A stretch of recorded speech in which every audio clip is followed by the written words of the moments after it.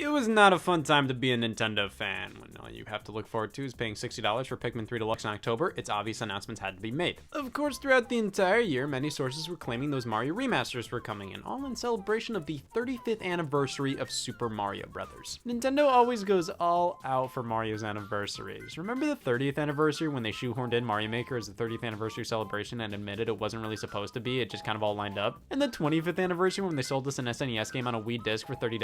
Nintendo hates Mario, and to a greater extent us. Well, we finally got what we wanted. Nintendo announcing games through a Nintendo Direct. On September 3rd, Nintendo uploaded a Super Mario Bros. 35th Anniversary Direct online that detailed all their plans, including Super Mario 3D World finally coming over to Nintendo Switch via an updated version titled Super Mario 3D World plus Bowser's Fury. You know, after Nintendo brought over Captain Toad before 3D World and included Mario 3D World as a game style in Mario Maker 2, I like the concept that 3D World would be the only Wii U game Nintendo never ports to Switch for absolutely no reason, because Nintendo does stupid fucking things only they understand every other week. I would have assumed during a developer interview when they would ask, why did you never bring Mario 3D World to Switch? They would say something like, the game doesn't belong on Switch, you had to use the microphone sometimes. It got announced, thankfully, alongside a mysterious edition Bowser's Fury, Super Mario Bros. 35, a Tetris 99 style version of Mario 1, Mario Kart Live Home Circuit, a game using a real-life RC Mario Kart and a camera to turn your living room into a Mario Kart track. The final major announcement was Super Mario 3D All-Stars, a compilation of the first three 3D Mario platformers releasing in 2 weeks on September 18th. So,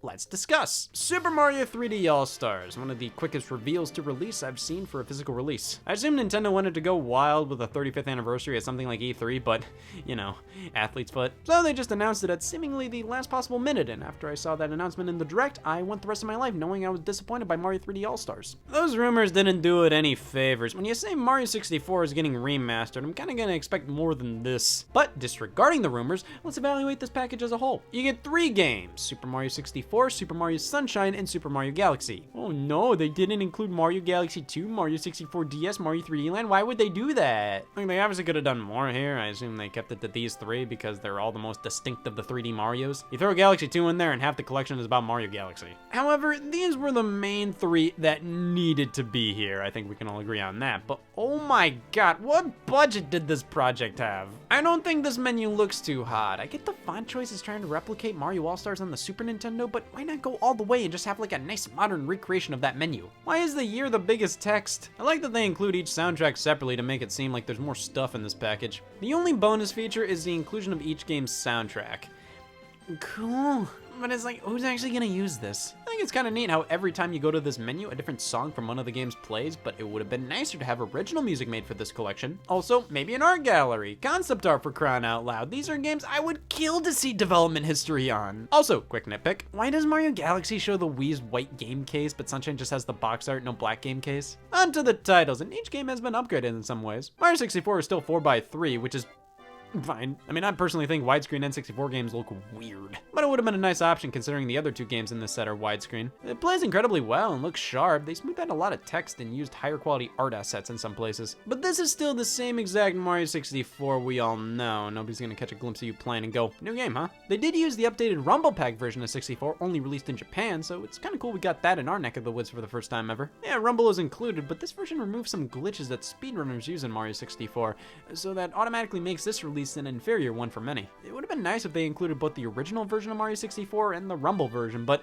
nope. Other than that, it's Mario 64. It's one of the best games of all time, but we've seen it enough at this point. It looks really nice for just being Mario 64, but obviously I would have liked it to be more than just Mario 64. Super Mario Sunshine. This one was upgraded the most of the lot. Full widescreen, and they had to adjust the controls to work with the Joy-Con and Pro Controller. See, the original game used the analog triggers of the GameCube controller, and they had to rework them a bit here since we don't have anything close to that. It works fine, and the game still looks really nice. But they had some cutscenes in Mario Sunshine that they just zoomed in on to fill the widescreen display, and I hate when that happens. We're losing out on a good bit of the image. Everything's more clear now, but in the original release, I could see more shoes. Then Mario Galaxy, my favorite game of all time. It's a powerful feeling to play it portably. So this is what elected officials feel like. This one was weird considering it used the Wii Remote, nunchuck, and the sensor bar. Well, now you use the gyroscope for the pointer, and it goes off center a lot. It works, but you have to recalibrate it to the center more than I'd like to admit, and man, that offers even more depth to Mario Galaxy's gameplay formula. Now you have to play the role of a level. They also gave you the ability to just hit a button to spin instead of shaking the controller,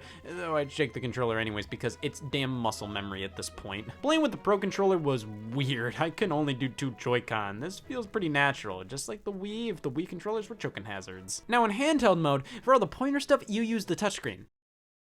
What the f is their problem? Why not use the right stick or something to control the pointer? What if you don't want to use the gyroscope at all in Galaxy? Why not offer that as an option? Because they still force you to use the gyroscope pointer to make menu selections in this game. Why? They couldn't have reworked it a little more to make the pause menu option selectable with just the analog stick? That's what makes Mario 3D All-Stars so weird to me.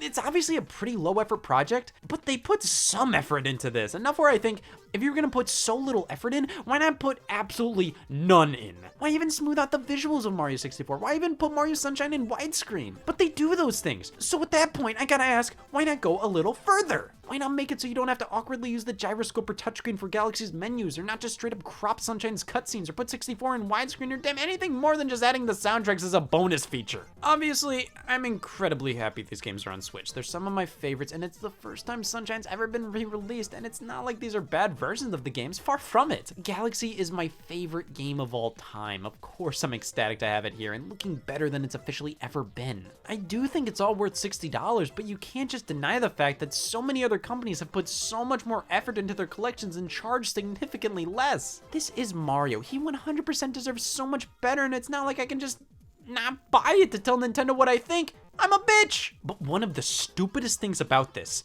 is that it's a limited time offer. After March 31st, 2021, this puppy's not going to be manufactured anymore, and the digital version's being ripped from the eShop. This is Nintendo creating artificial demand. Everybody ran out to buy this in fear that it would be rare and they couldn't get it in a few months.